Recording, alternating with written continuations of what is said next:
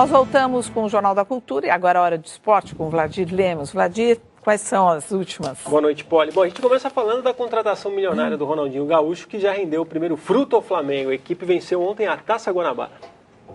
O Flamengo chegou ao título depois de vencer por 1-0 a surpresa do campeonato, o time do Boa Vista. E a participação de Ronaldinho Gaúcho não poderia ser mais decisiva. Foi ele que, de falta, fez o gol que garantiu a festa da torcida rubro-negra. Bom, é o que se espera de um jogador que ganha R$1,5 milhão por mês, né? Puxa vida, hein? E foi um título de primeiro turno, vale dizer também. No Campeonato Paulista, o clássico entre São Paulo e Palmeiras correu um risco de ser adiado. O temporal que desabou sobre a capital paulista atrasou o início da partida em mais de 1 hora. Chove chuva, chove sem parar. Foi um clássico incomum. Imagine um futebol vulnerável aos contratempos que costumam acometer apenas a torcida. Mas não houve água capaz de carregar para fora do Morumbi o clima de festa. Nesse dia estranho em que o futebol resolveu convocar também a nossa já testada paciência cotidiana. Chuva, queda de energia. Não foi por acaso que em campo os jogadores tinham um ânimo próprio de quem se atrasou, de quem precisou driblar contratempos. Fernandinho, Adriano, a alegria de um gol para cada lado. Restou, depois de tudo, um empate pairando no ar. Uma igualdade que pareceu combinar com esse domingo em que os paulistanos foram tão iguais, estando ou não dentro de um estádio. Chove sem parar. A gente procura misturar um pouco. Geralmente a pessoa vai para o estádio, né, e deixa o trânsito pesado lá fora, custa um pouco a chegar até o local do jogo, mas ontem não teve jeito. Nem o futebol foi capaz de livrar o paulistano dessa... Eu não falei, eu ia falar assim, teve hoje uma piada de um amigo meu corintiano que falou assim que o São Paulo deveria mudar para aula de nado sincronizado, não sei o quê. Esse aqui se antes... a FIFA acha que aquele estádio não serve para fazer a Copa do Mundo, pode ser um grande estádio. Não, eu aceito qualquer argumento. Uma Olimpíada de 16. Menos esse argumento de que choveu demais, né? Porque se a gente começa a aceitar isso, mas vai virar o um gramado o gramado resistiu bem. Estava bem dragado. Muita chuva, né, gente? Muita chuva.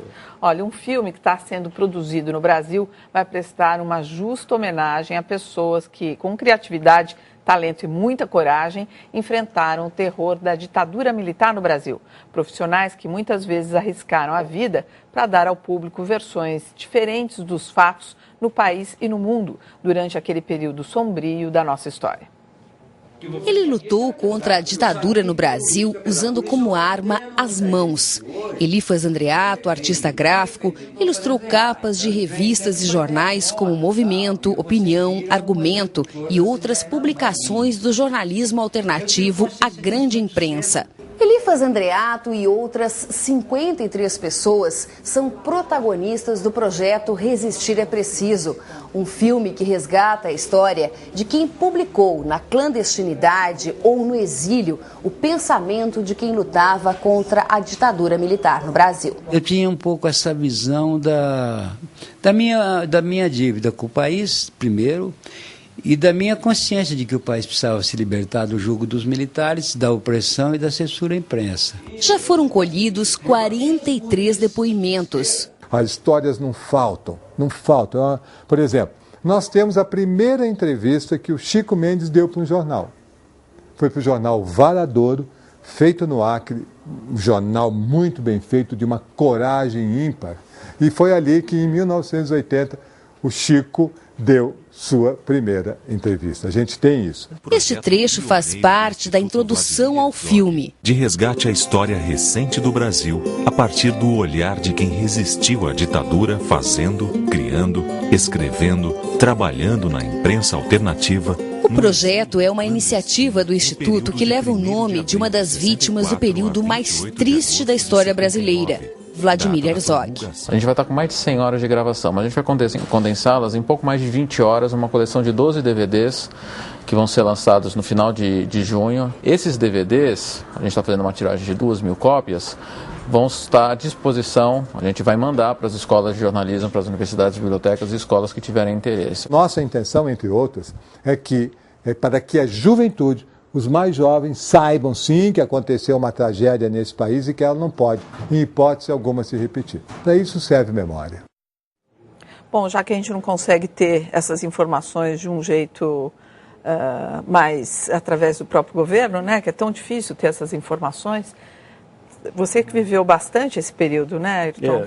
Sente de alma lavada vendo... Eles merecem ser homenageados e o trabalho deles foi fantástico, porque foi uma forma indireta de combater a ditadura através da arte e dos meios de comunicação, né? Outros enfrentaram a ditadura no peito, peito a peito, enfrentando com armas. Outros enfrentaram com conferências, etc, etc. Mas o que é mais importante nisso tudo é que as novas gerações aí vão ter conhecimento. Vão ter conhecimento. O senhor Lee Fazendato, especialmente, um brilhante ilustrador, fez de jornais, capas de disco, etc. Tal. Tem uma série de artistas que tiveram um papel importante e foi citada a imprensa alternativa, alguns jornais, além de outros estados. Olha, o nosso Boa Noite especial de hoje é para a Justiça Argentina, que volta a examinar um dos momentos mais dolorosos da história do país. Começou hoje o julgamento do ex-ditador Jorge Rafael Videla, de 85 anos. E o Vladir estava me lembrando aqui que ele viveu o auge durante uma Copa, a Copa de 78, que aconteceu na Argentina. O ex-general e os outros chefes militares são acusados de ordenar o roubo e troca de identidade de 500 bebês, filhos de desaparecidos políticos, a maioria nascidos em prisões clandestinas. Uma boa noite a todos.